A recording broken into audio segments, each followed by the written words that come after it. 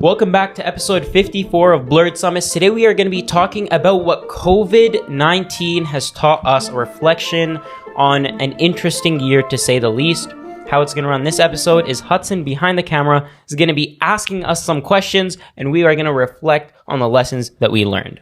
Episode of reflection. Yeah, we'll get right into it. We had an early days podcast about COVID, but I think this is... Or 2020. Was it 2020? Yeah. It was 2020. Yeah. Yeah, so right. I'll write this time just about COVID itself. Yeah. Since it's still going 2021, right? So True. Going strong. Going strong. 1 year on, basically, what's settle, happened. So, first question for you guys here is, how have you changed over the past year? Or sorry, I guess not year, since COVID has started? Yeah. I think like one of the biggest ways that I've changed over this past year, it's being able to find contentment. There we go. Contentment within just myself, right? Okay. So like one of the big things in past years was that I relied on a lot of external factors for things like my own happiness, my own satisfaction with life, my own, how I kind of conducted my day-to-day being. And COVID really taught me to be able to sit by myself and be with my own thoughts and in my own mind, and to be happy with that and to be satisfied with who I am as an individual. Yeah, definitely for me too. Like, because you spend so much time on your own, you just had to. Like, I think this is something like everyone just by default, it's either you did really well at it or it just got worse. Yeah. Or like you tried to fill up your time with like artificial company, whether that be like through like being on your phone all day, right? So but yeah, like even for me, and I remember like when the pandemic like first started, I tried to find all these things to fill up my, like I was doing like these courses and doing that, like I was trying to find all these things to fill up my time, because I thought like I have to stay busy, otherwise like I'm gonna go crazy. Do you think that you were doing that as a distraction? Yeah, like I think I took so many things on, like I wasn't able to focus on any of them. Like I took this commitment, I took that commitment. I told myself I was going to learn this, I was going to learn that, right? And when I took all those things on, like I think it taught me like slow and steady. Like like it's better to do something for half an hour, but you do it properly, rather than like filling up your whole day and you're just like running through things. Yeah. So I think that's what it taught me, like to go slow and steady. Yeah. Well, the next one here, what traits or skills have you developed over the past year? Yeah. One of the skills that I developed over the last year, it's almost similar to what you just said, Ahmed, was that I'm able to slow down a lot more now. I also think I was able to put things into perspective a lot more. From before, I don't know. I think I was doing a lot of silliness before COVID. Classic Abdul. Are you not still doing a lot of silliness? Yeah, but I'm doing thoughtful silliness. It's calculated silliness. There we go. Right? Yeah. So now I don't need to be silly. Mm-hmm. From before, I needed to be silly, right? To just do a bunch of goofy things, to be a little bit wild. And because of that, and COVID, one of the big skills it taught me was to settle down, to take it down like 10 notches. And I used to always think that if I took it down those 10 notches, that I was not going to be satisfied with life. I'm going to be super unhappy because I'm not doing anything.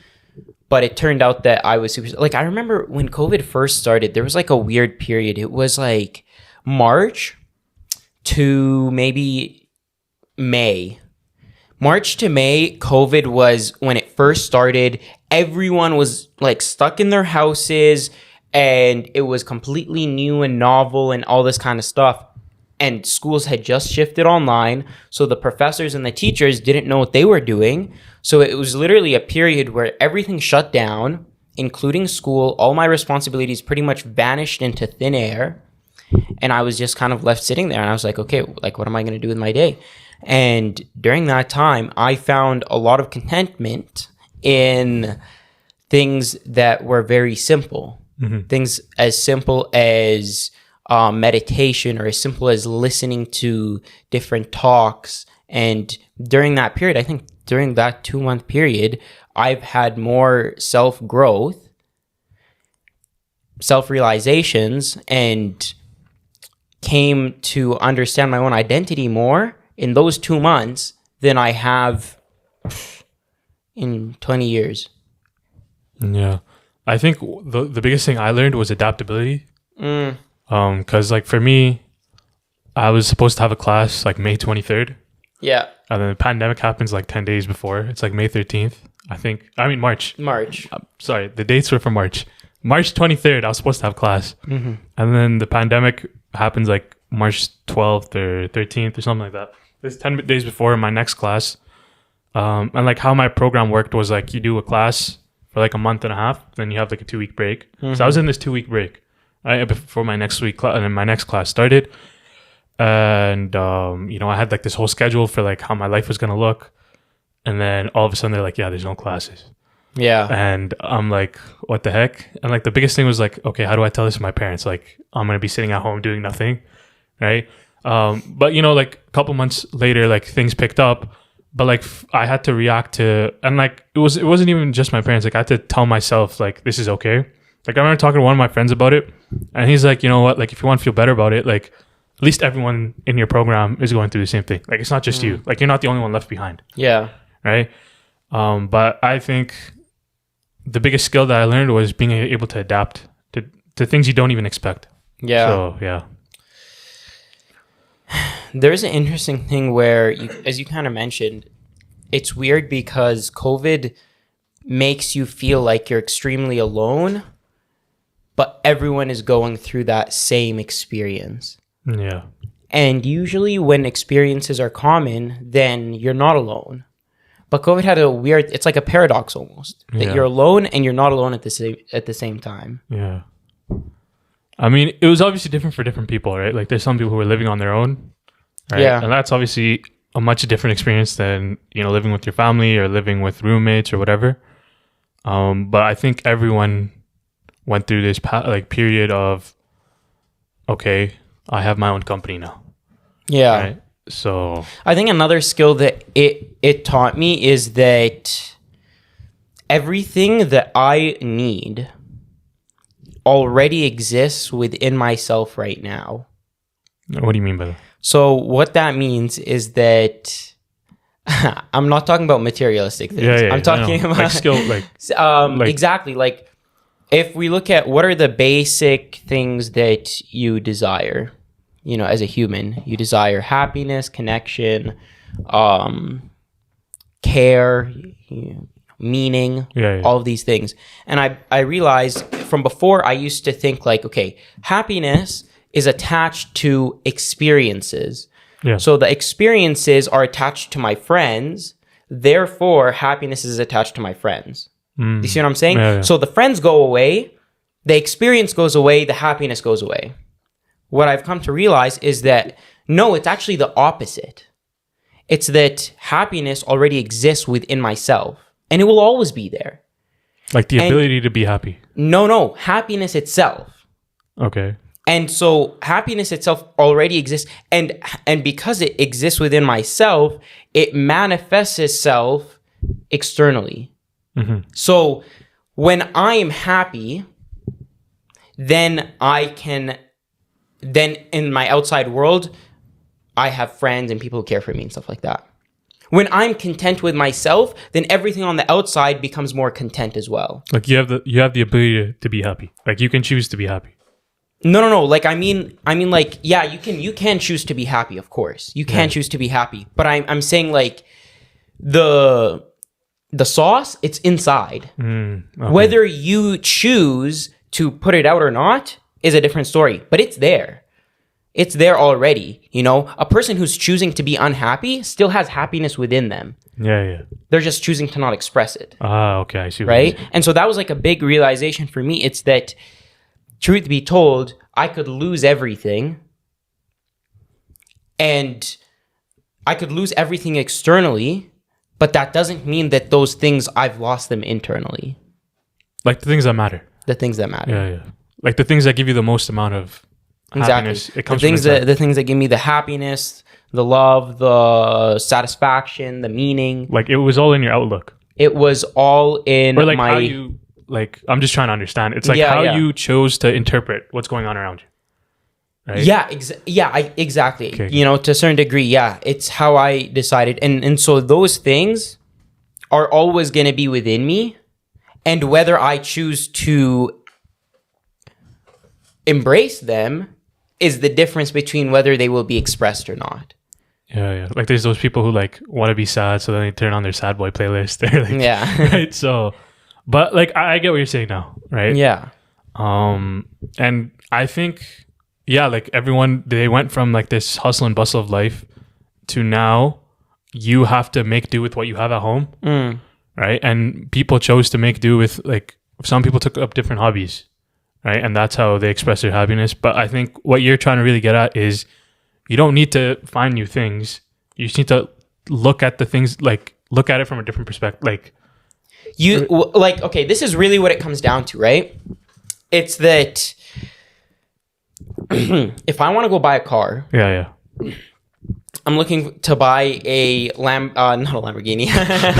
Let's say I want to buy a Mercedes, right? Yeah. I'm going to go buy this Mercedes. I start car shopping online. Yeah. I go to the car dealership. I'm looking around for a really nice Mercedes, great deal, everything like that. All of a sudden, when I'm driving around, I'm seeing that same Mercedes that I'm looking to buy everywhere. Everyone all of a sudden has a Mercedes. Does that mean that everybody has now bought the Mercedes? Right when I was looking to buy the Mercedes, everyone bought it and showed up in front of me? No. It's just because now I've become aware of this thing. Okay. So because my mind is attached to looking for the Mercedes, the filters in my mind are now picking it out. Okay. And so the same thing goes for happiness.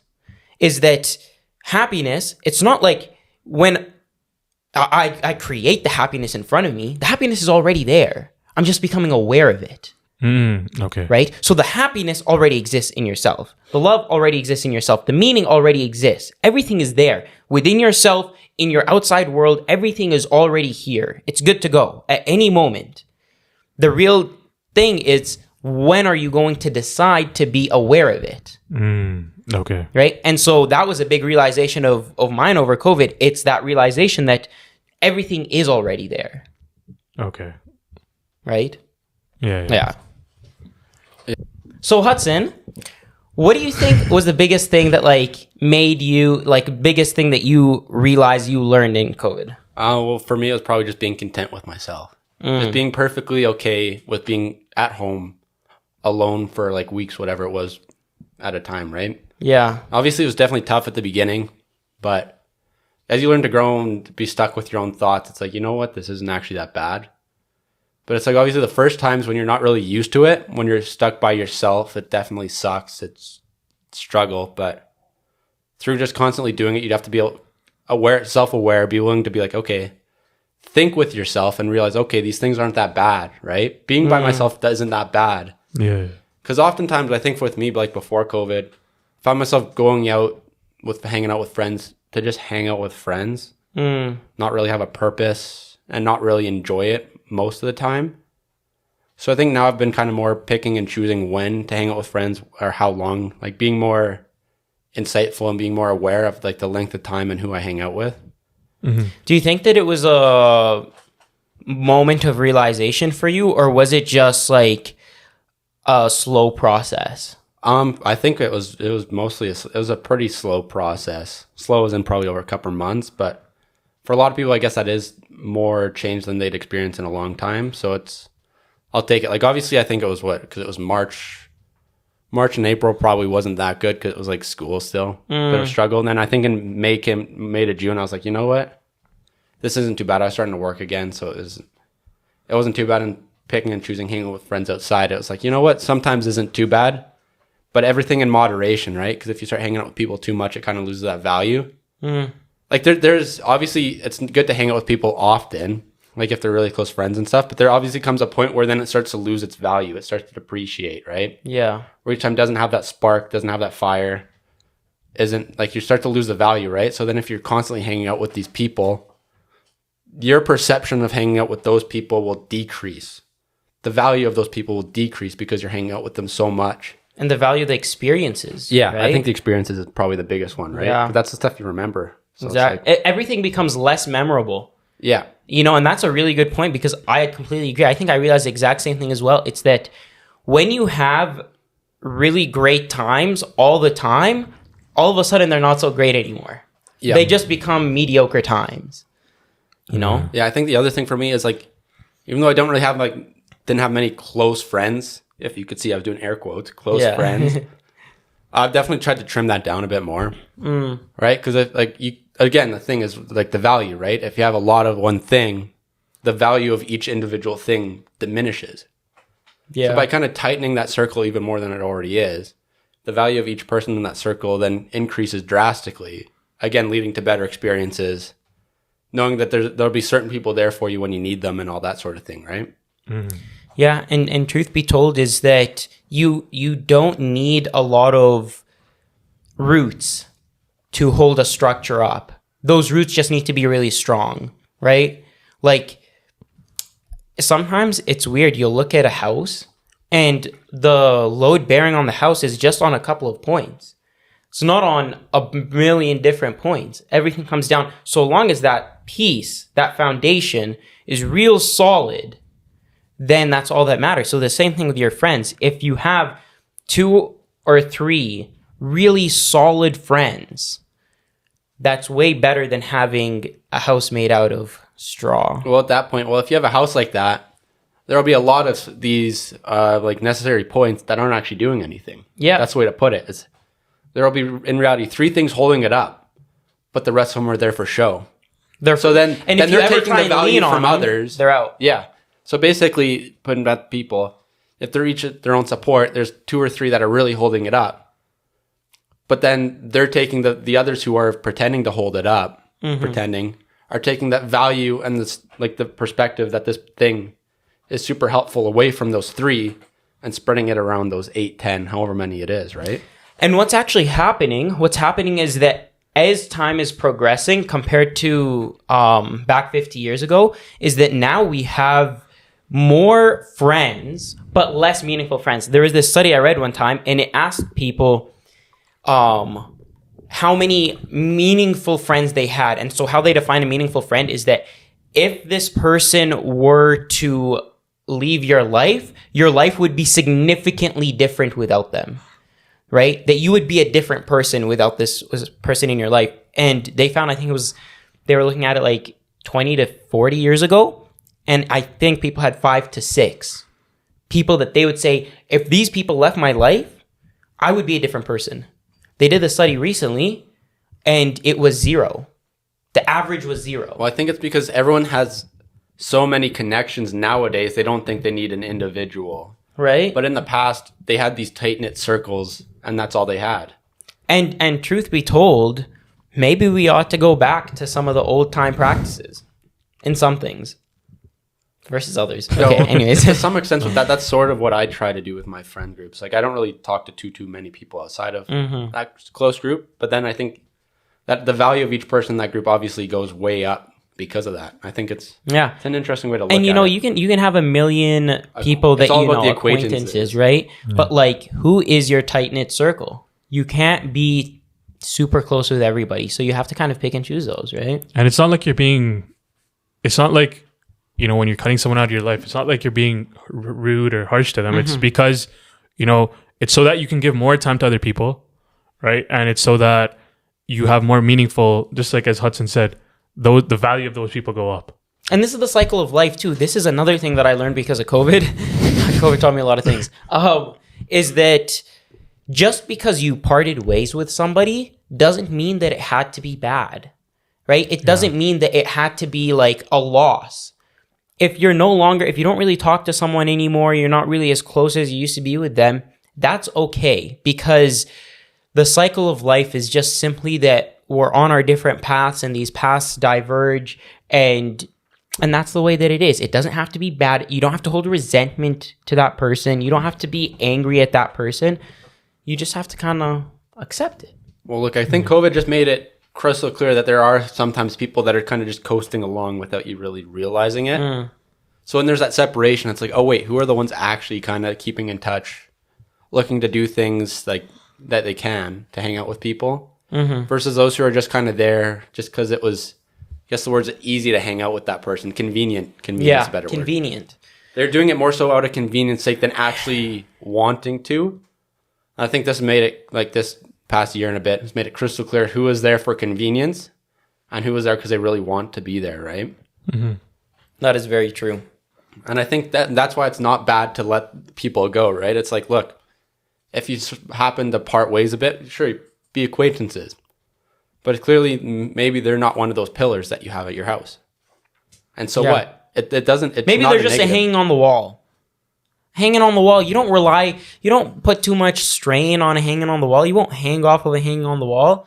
But it's there. It's pretty. You pass by them every once in a while. You enjoy looking at it, right? Now, that translates to you enjoy having a good time with your friend, right?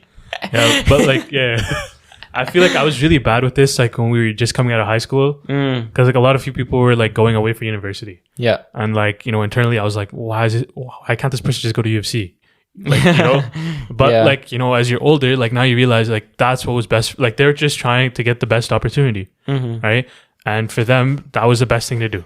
Yeah, right? And so you can't get mad at someone for wanting the best thing for them. Exactly. Right? Like that's in fact what they should be doing. Right? That's what you should want them to do. Exactly. And like a true friend is someone that's happy for you for things that benefit you. Exactly. Like when you do things that are good for you, like they're happy for you. Right? And they're proud and not like they're not dismayed.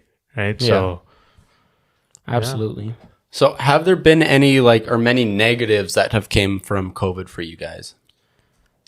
Yeah, there have been negatives. I think one of the big negatives for me personally is that I feel this barrier with other humans that didn't exist before. With like random people on the street, there feels like more of a disconnect between my fellow human species. Like you feel like society is more individualistic. Yeah, I feel like exactly. Everyone has like this artificial bubble around them, and like you can't infiltrate that bubble. Even like shaking hands with people, it feels weird, and like I don't know. There's just this disconnect, and I really hate that. And I think that was brought on by COVID and the masks and the hand sanitizers and all this stuff, which I see why it's necessary, but it's just a shame that connection was lost.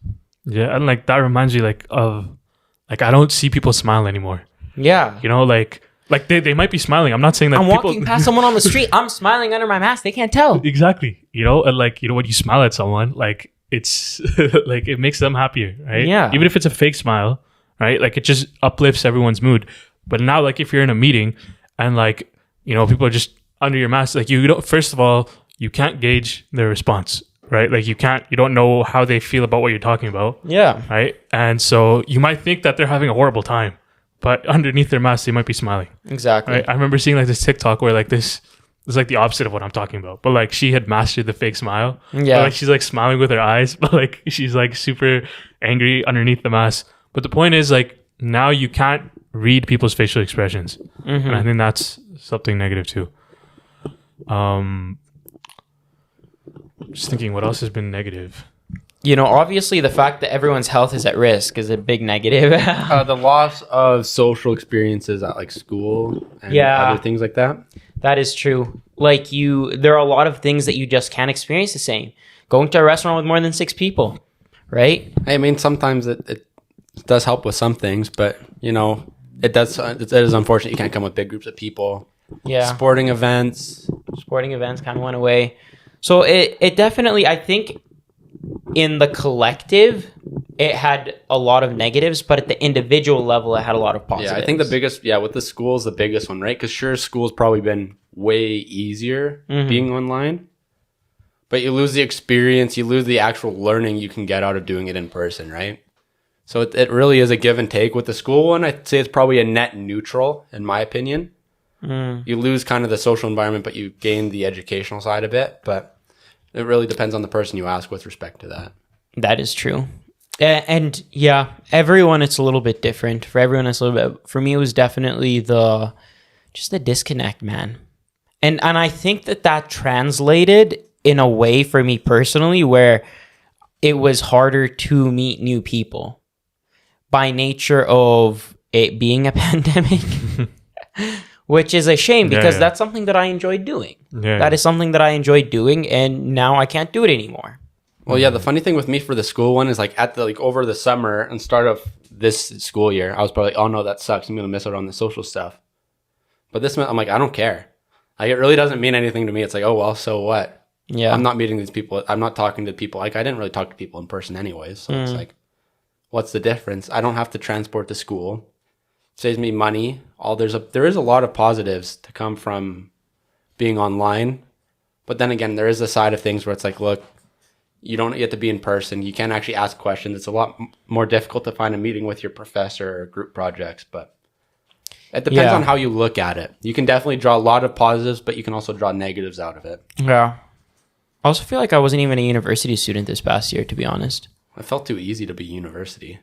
Yeah, it felt like university was like a side hobby. You know, it's just like, oh, hey, you know, I play in a beer league hockey team once a week on the weekends. It's like, oh, hey, I go to university, you know?